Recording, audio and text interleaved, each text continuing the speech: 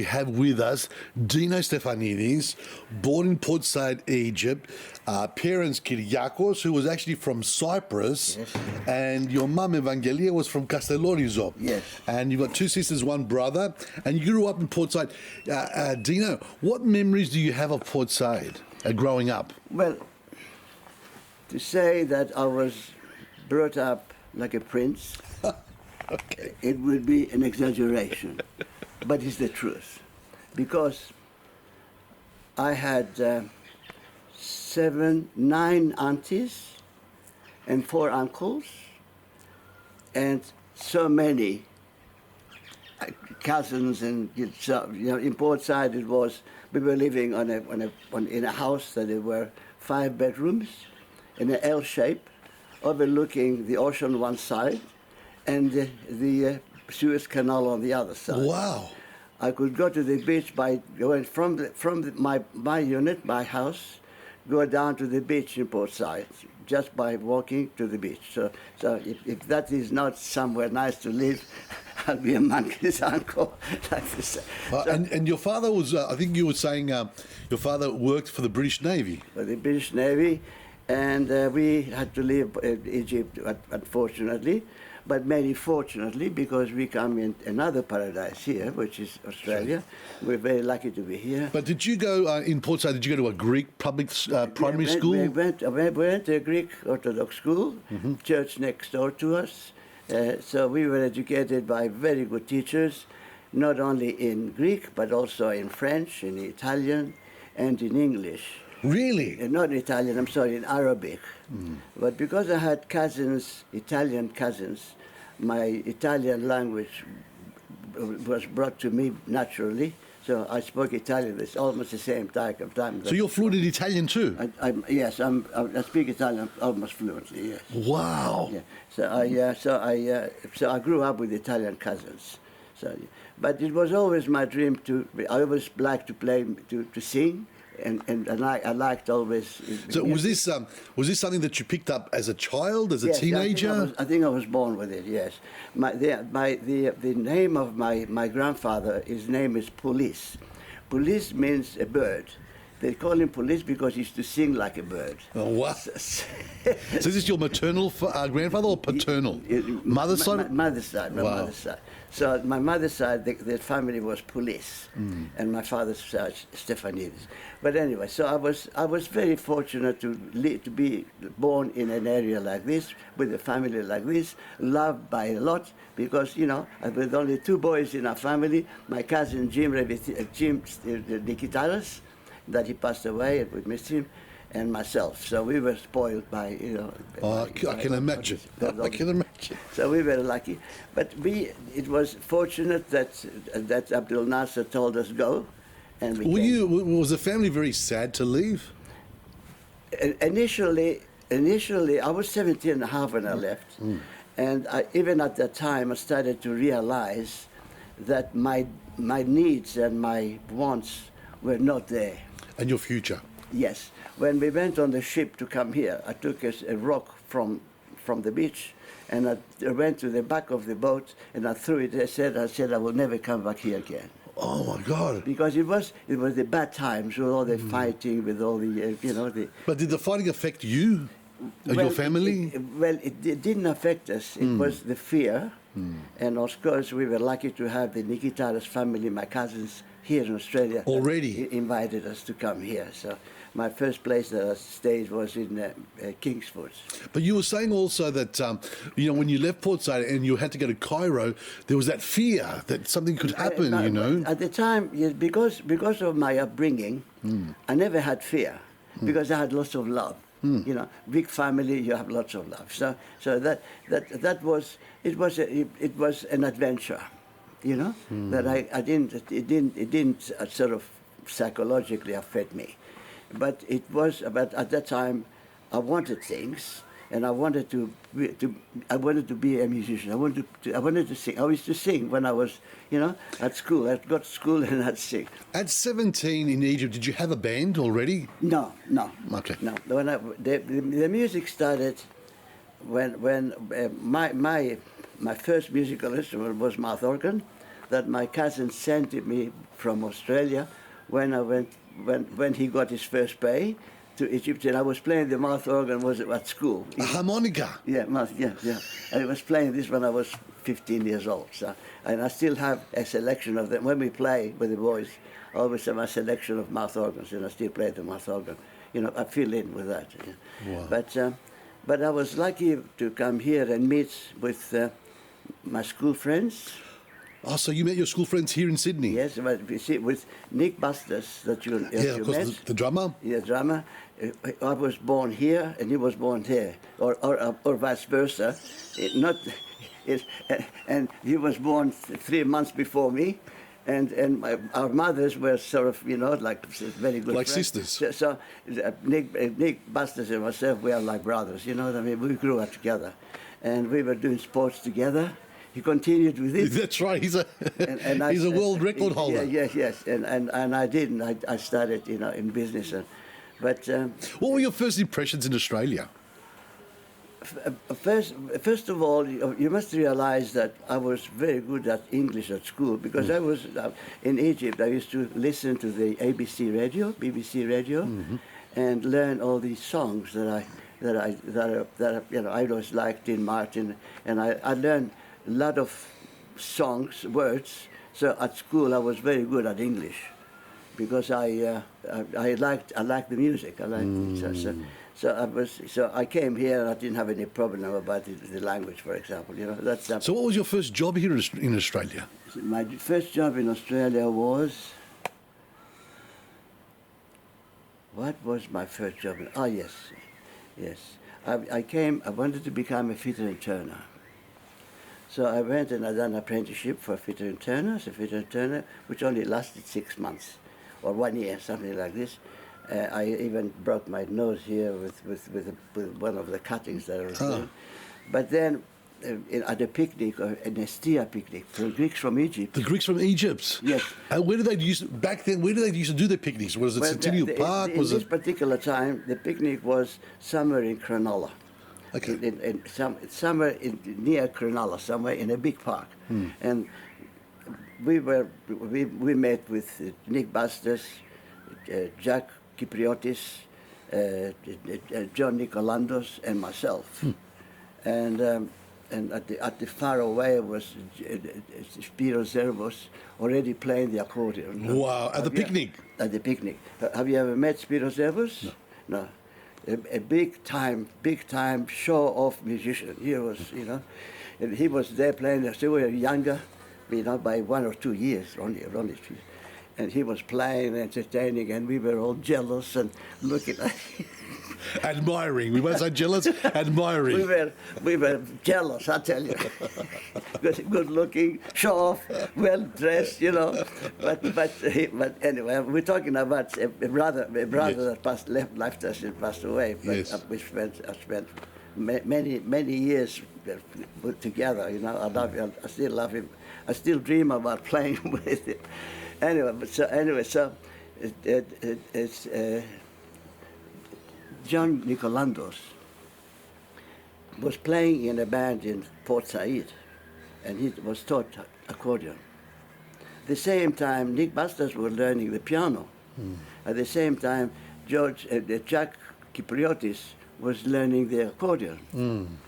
And I only had the mouth organ. So John Nicolandos says, listen, I've got this old guitar. He said, you want to play the guitar? So I said, I'll play the guitar. He said to me, listen, I'll go like this.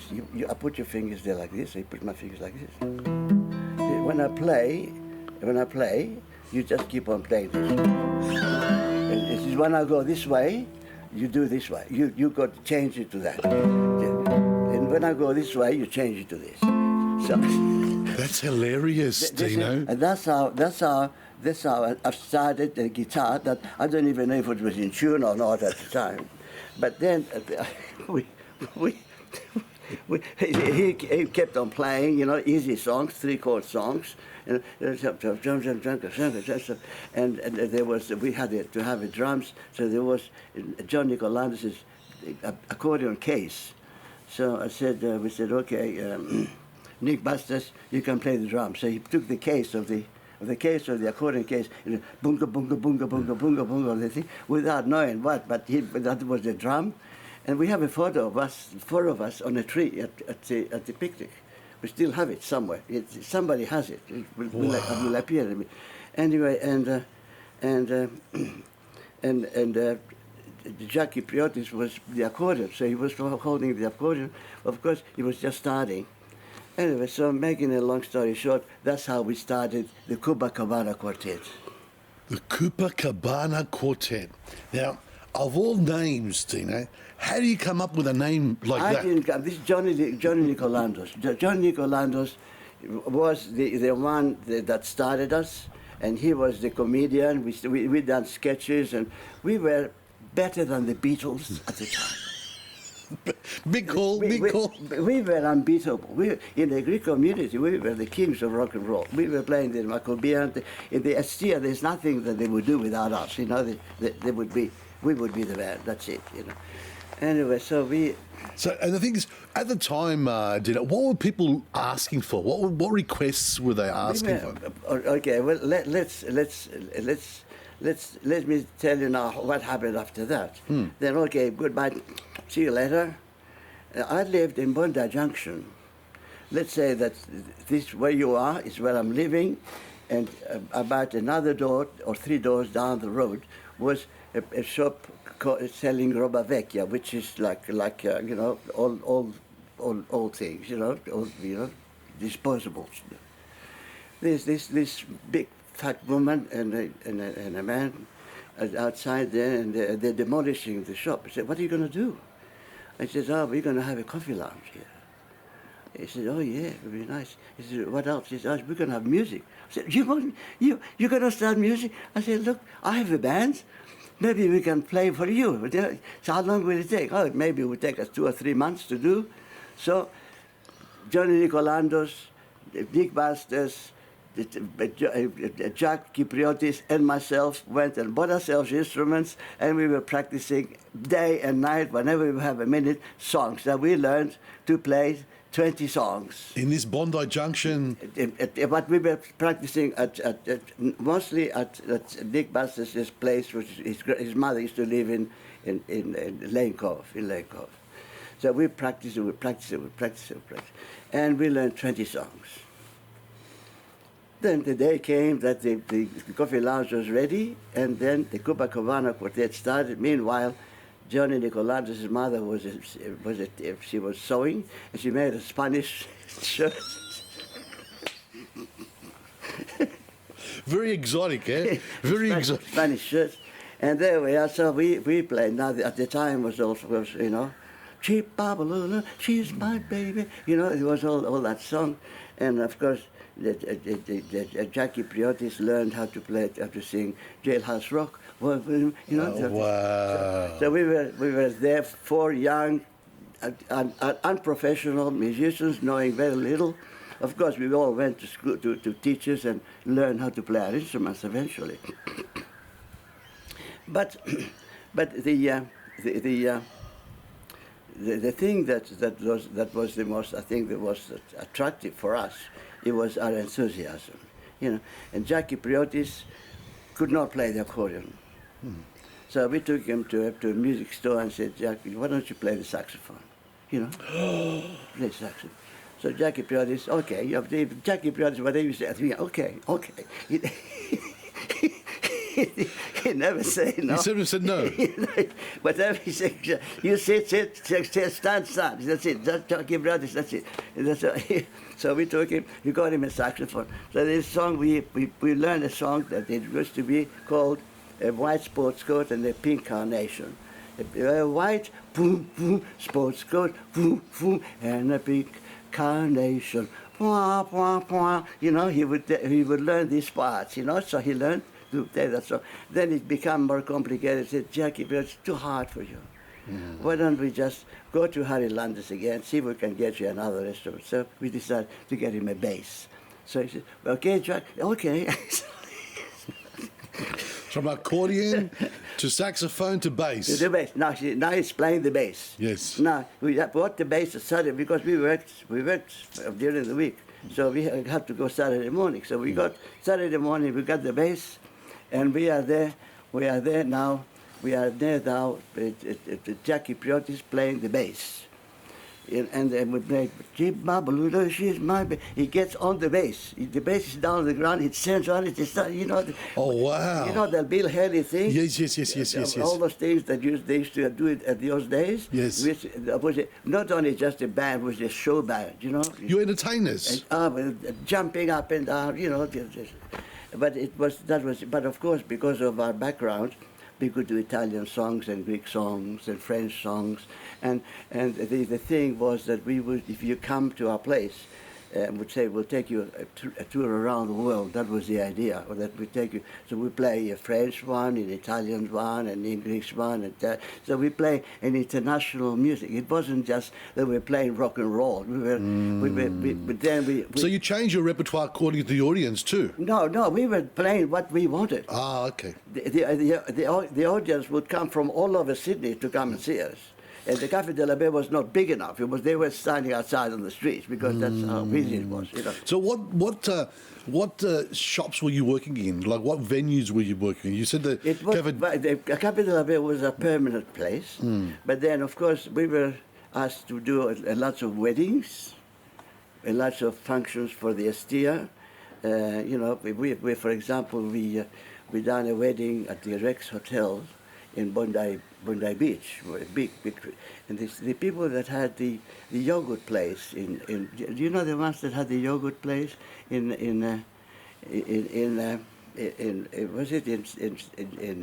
close to Petersham? was that the Atiki? Atiki, yes. Our photo was at their office. When you worked in the office, you see our photo, the Cuba Cabana Quartet playing for that wedding, you see. So we played for that wedding, and I remember they came with a small microphone. I think it was Mr. Alexopoulos. Yeah, microphone was a spinner, just like this, and I was the singer. And the song to start with was to be Sway. So nobody sang Sway. We were the first ones to play Sway. And I'm opening my mouth and I'm trying to listen to myself, because I'm listening to myself from behind. Instead, there were no microphones, no speakers behind. The speakers were far away, all over the room. And I couldn't hear myself, so I'm shaking all over. So the boys, come on, Dino, come on. So that is a memorable time of our life. So we always talk about this. How did you balance your day job and your music? It was difficult, but it only lasted a short time because the music definitely took over. And then I even started a shop across the streets, selling musical instruments. No way. Yes. I went to, there was a Jewish people, and there were 2 windows. And I said, can I have that window? And I put some musical instruments in it. And he says, I said, you don't have to pay anything. I'll just do everything on consignments. I was only 21. 19, 20 something, and I said, and I had this business mind, and they said, okay, and I said, whatever profit I make, you give me 12%. I don't know how I come to this, but they were Jewish. They accepted maybe my face, maybe the way I was presenting, and I was getting instruments from all over the place on consignments, even from the opera house, and whatever I sold. I'll give them the account. That was my day job for a little while as well. And then we stayed there in Café de la Paix for a little while, for about a year or 2. And then we split. And I went to Kuma. You went to Kuma? Yeah. When I was 1959, I was in Kuma with a fellow called Tony Bedel of Yugoslav, a German saxophone player, a Hungarian drummer, Charlie Ratz, Joe Giunti playing the trumpet and bass. We were six, 7 musicians, and I was always the lead singer. I was the front man all the time. But that was an experience because there was the place. There was a Pasha restaurant. It was full up all the time. And that's because of why Kuma? Is that because they were building the the hydroelectric? The hydroelectric, yes. And that was very. That was an experience. Stayed there for about 2.5 years.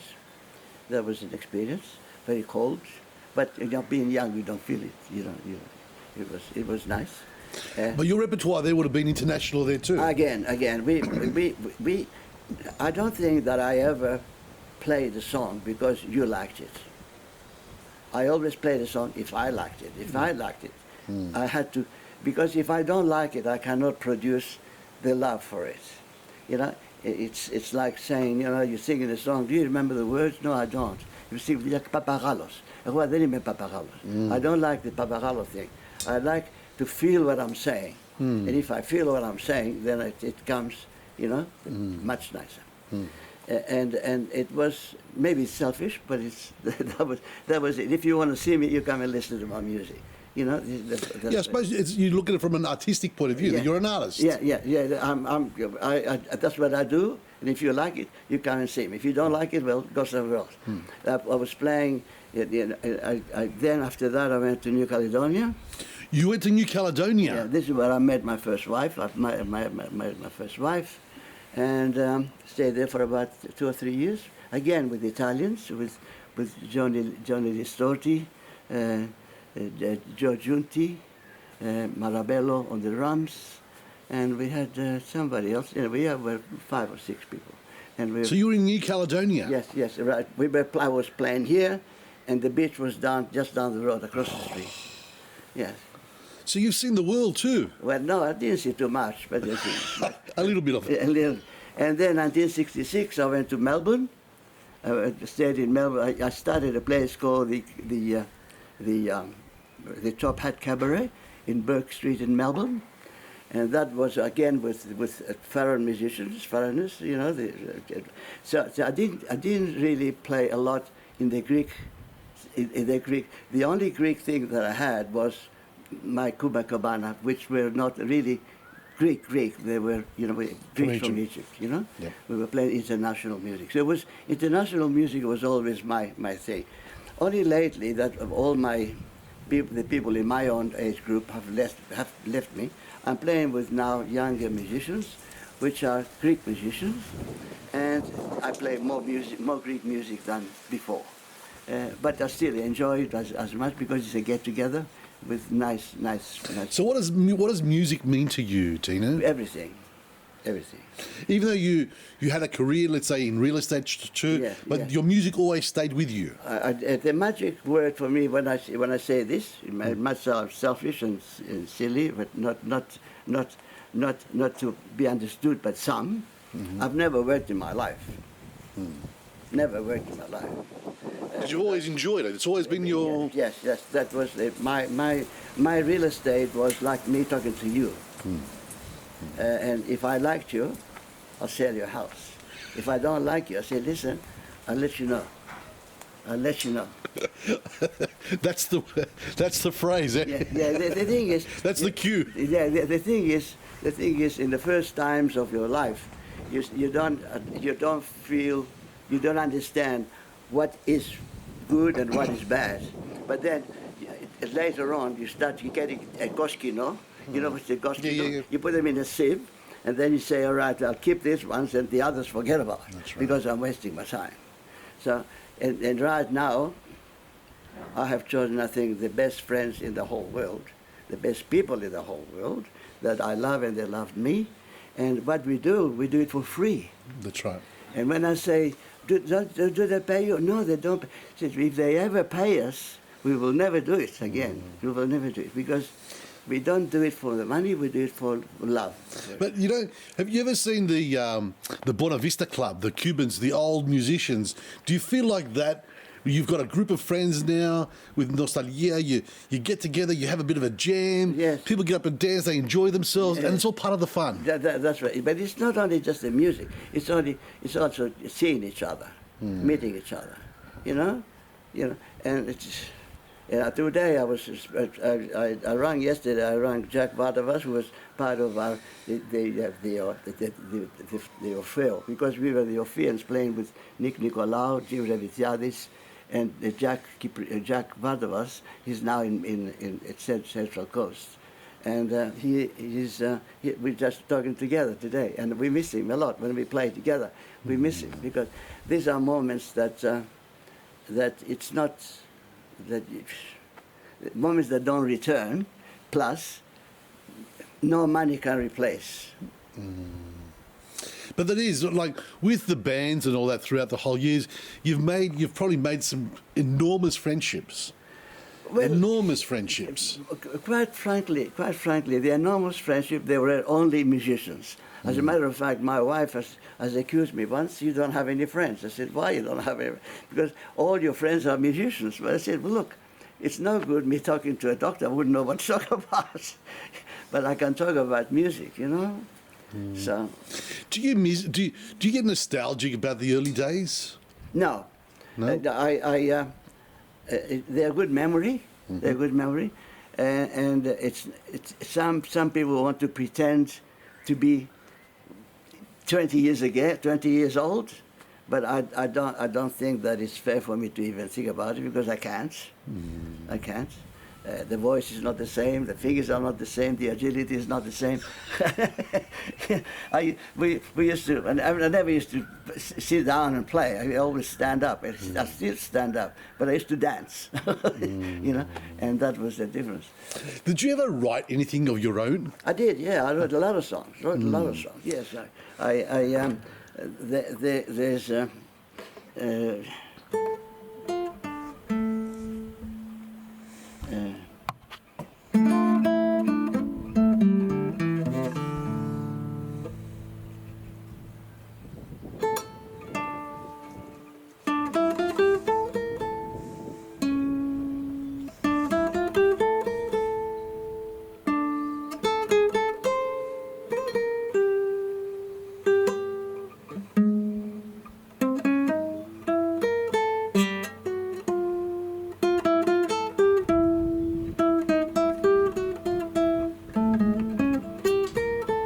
Θυμάμαι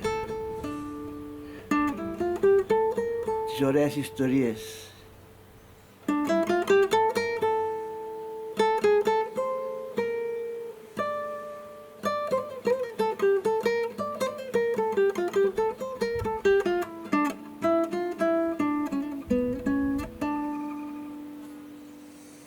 Αν μ' αγαπούσες ξαναζούσα απ' την αρχή. Αν μ' αγαπούσες θα ξαναζούσα σαν παιδί. Αν μ' αγαπούσες παραδείσος θα ήταν η γη. Αν μ' αγαπούσες θα τους χαρούσα το κλειδί. Κι άλλα πολλά έχω κάνει πολλά. I almost got a bit of a tear there, Dino. I almost got teary there, you know. Very nostalgic and very, very heartfelt, eh? Yeah. Wow. Dino, thank you very much for your time. It was wonderful talking to you, you know. And can you give us one encore, please, before we, as an outro? Can you play us one more song as an outro? Think of it as an encore performance.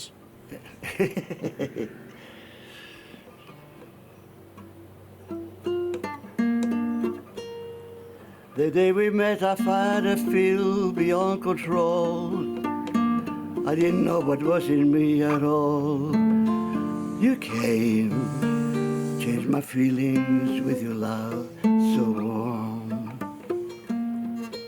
It isn't easy to create this mystery, and I know that forever you'll be haunting me. So very beautiful, unusual to hold. I know without you I was bored. You gave me joy beyond control. and here I am, your love to hold.